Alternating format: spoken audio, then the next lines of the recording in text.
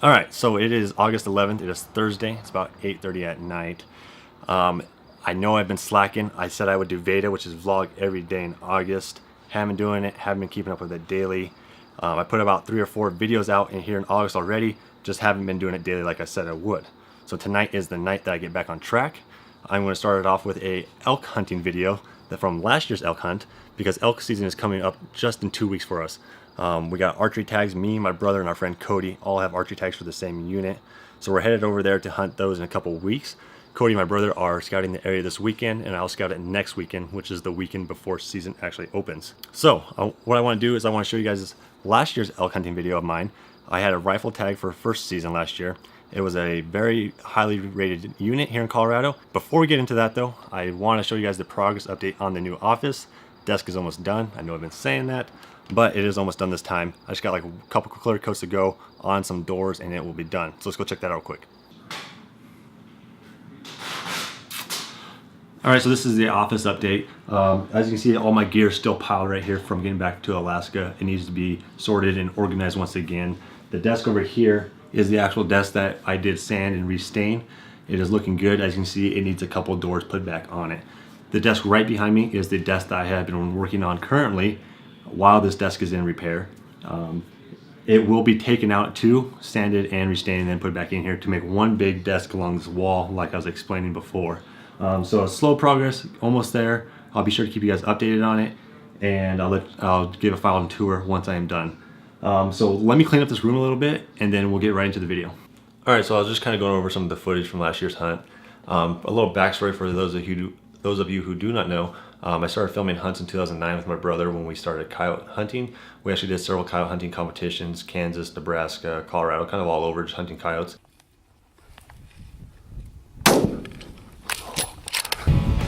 Colorado coyote.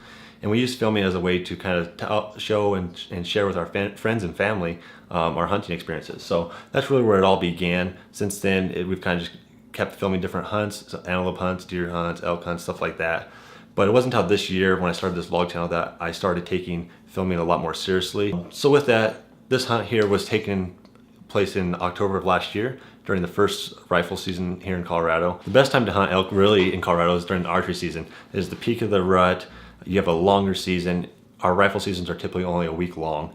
So archery is definitely the better choice. But this hunt here was definitely a lot of fun as well.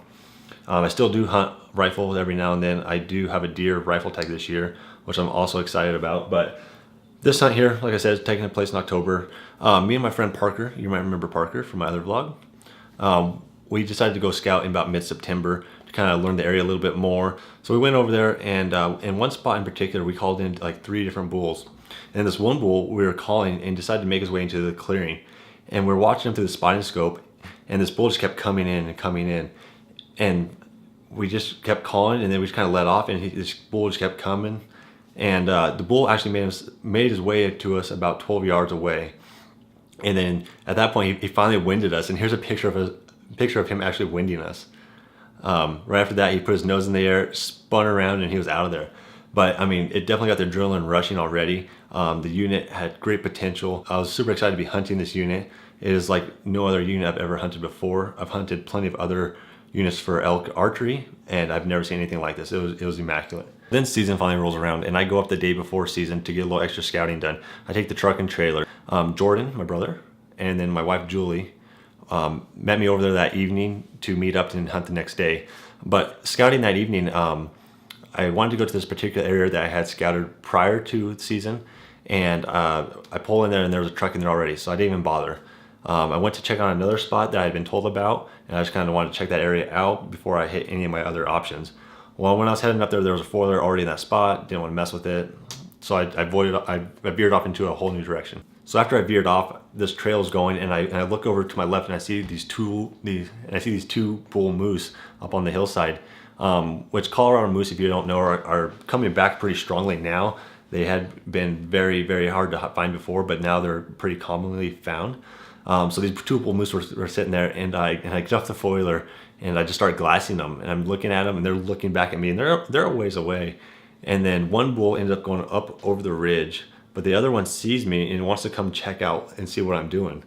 And so this bull just keeps coming and coming and coming, and it's kind of making me nervous because I've heard stories about like Alaskan moose attacking people, and so I'm just sitting there watching them.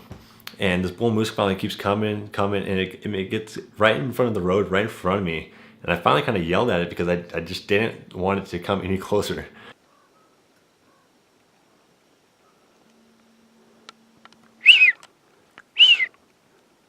Hey, bud. Hey, bud. Yeah, keep moving that way.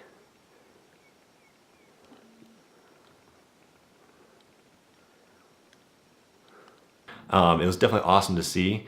Those bull moose are just big animals. They're not as big as the Alaskan moose, but they're definitely a big animal still. So really cool to see that up in that area, that are starting to come back really strong, which I'm glad to see.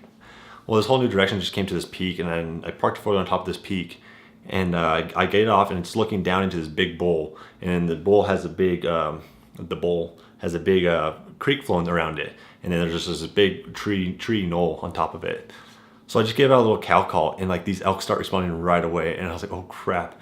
And so I had to push the four-wheeler back to get it off the skyline because I didn't really expect bulls to be responding. It was like 1 o'clock in the afternoon. So I pushed the four-wheeler back out of the way, and then I sit down this ridge and just kind of set myself down for the evening to kind of watch these bulls.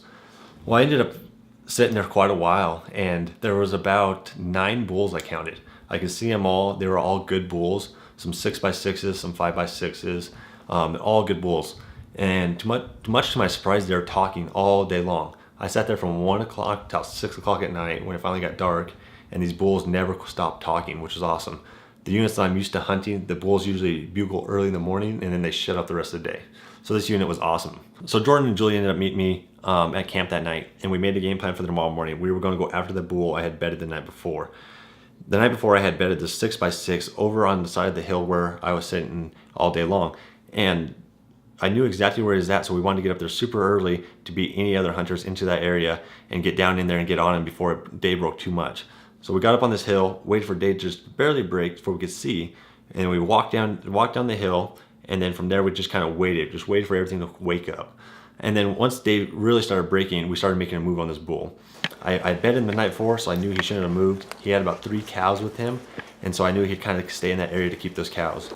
So we worked along this edge, along the creek bottom, calling the whole time. And there's a bull off to our left we can hear, but I wasn't sure of the size of this bull. I was for sure of the size of the bull that I was going after though, and it was a good 6x6. So we keep working down, and we finally get to a point where I had bedded him. I could see across the valley. We were on this side of the valley, and then the bull was bedded over here. So I had set it up on this hillside, and we waited for him to come out. And we were calling the whole time, and he's just responding. And this went on for about 30 minutes, and I was afraid that he wasn't going to leave these cows, and we were going to have to chase him over the hill. And I really didn't want to have to go in the trees after him because that's really never a good move. So we just kind of waited it out. And finally this bull showed himself. And I didn't even take a second look at him. I'm like, this is the bull that I bedded the night before. I'm not going to pass on anything I would shoot the last day. It's my first bull elk. I was super excited. I'm going to shoot this bull. So this bull comes out. The problem with this hill that we're on is I'm on this hill. The bull's on this hill. My shooting sticks can't get high enough for me to see this bull in the scope. And so it's becoming a real problem. I'm fighting with it. Jordan's asking me what I'm doing. Julie's just not saying anything at all, but I'm just trying to find this bull in my scope, and I cannot find him. And so I finally just give up on the sticks, and I was like, whatever. And I pull my scope up. This bull had walked into about 70 yards at this point. Never knew we were there. And I think he would have came in all the way if we didn't stop him. So this bull keeps coming. I finally just pull my rifle up, freehand and shoot it. You got him. So the bull goes down right then and there. Kind of tumbled down the hill just a little bit, but he stopped right there. I was super excited about my first bull. The funny thing is, it wasn't the bull I'd bedded the night before. I had seen this bull the night before, but it was not the bull that I had bedded in that spot. The bull that I had bedded in this spot had actually went over the ridge, and a guy that I know that was hunting up there actually killed that bull. The bull I killed was a 6x5. It had one big sword on the backside, which is a lot of character for me. I like those bulls that are unique looking. They're not symmetrical all the time. So I was really excited about this bull. It was a great first bull and a wonderful experience that I'll never forget. So like I said, definitely an experience I'll never forget. It was my first bull elk. I was super excited about it. I can't wait to get back out this year archery hunting with my brother and my friend Cody. It's going to be a great time. We're going to have a lot of fun. I'm going to get to editing this film for this vlog. The full episode, I'm going to finish this full movie of the elk hunt in more of a professional style. I'll post it to Team Wiley's YouTube page as well as this YouTube page. So be sure to subscribe to their YouTube page here. And if you haven't already, please subscribe to my page. I greatly appreciate it. If you guys have any comments or feedback or anything at all, feel free to leave a comment below and I'll get back to you guys. So thanks for watching, guys, and I'll see you on the next one.